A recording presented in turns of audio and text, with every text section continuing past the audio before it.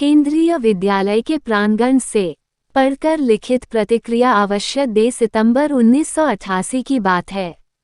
Panagarh school में class 3A की मैं क्लास टीचर थी। नई नौकरी लगी थी। मैं दुनिया बदल दूंगी वाली उत्साह से भरी थी। खूब परिश्रम से पढ़ाती, कॉपी चेक करती, बच्चों को पास बुलाकर समझाती। मैंने पाया कि चंदन मंडल कुछ नहीं लिखता है, कॉपी भी नहीं निकालता है। चंदन कॉपी निकालो। मैडम मेरे पास कॉपी नहीं है। कॉपी क्यों नहीं है?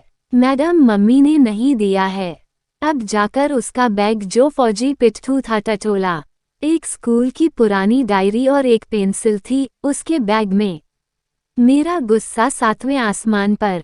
मैंने कान पकड़कर उसे खींचते हुए अपने टेबल तक लाई। बैठकर पूछा किताब कॉपी क्यों नहीं लाते? मम्मी ने नहीं खरीदा है।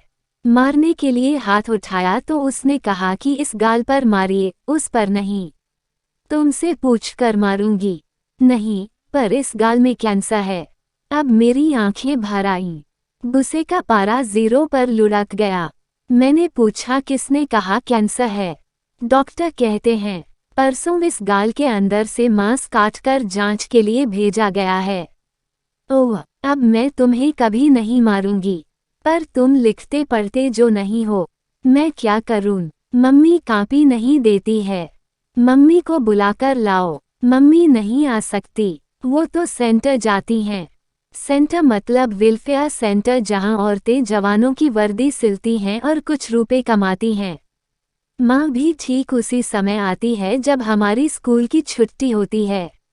मैंने कहा ठीक है, छुट्टी के बाद मेरे साथ चलना, आज तुम्हारी मम्मी से मिलकर आती हूँ। छुट्टी के बाद उसके साथ रिक्शे में बैठकर चली।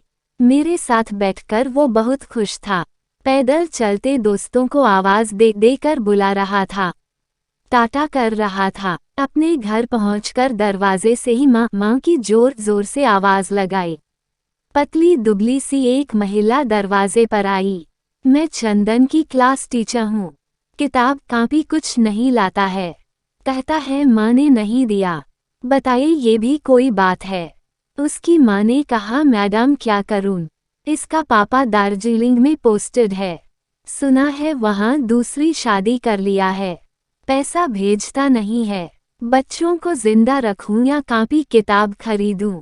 मुझ पर तुषारपात हो गया। मैं चुपचाप खड़ी रही। उसने आगे कहा कि 5-6 महीने में 4-5 हज़ार भेज देता, उससे क्या होता है। दिन रात सेंटर का कपड़ा सिलकर बच्चों को जिंदा रख रही हूँ।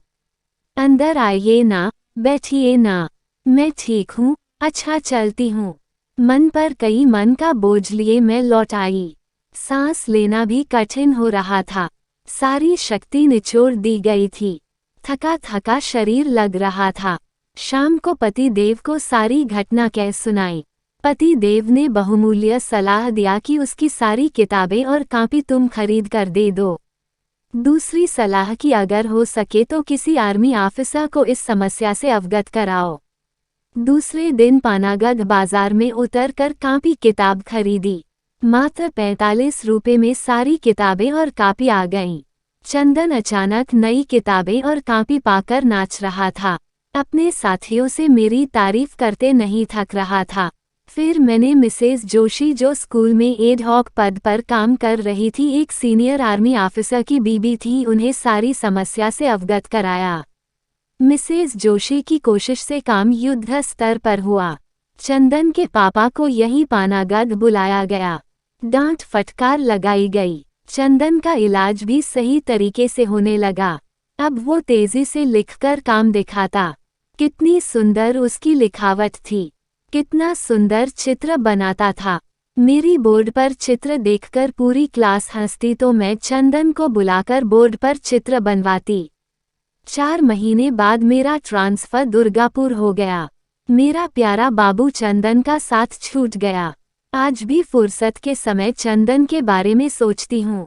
मेरे पात्र जब मुझसे जबरदस्त तकाजा करने लगते हैं तब मैं लिखना शुरू करती हूँ। हालांकि लिखकर सुकून मिलता है। हम सब तो सुकून की तलाश में ही हैं। ईश्वर चंदन को कामयाबी दे।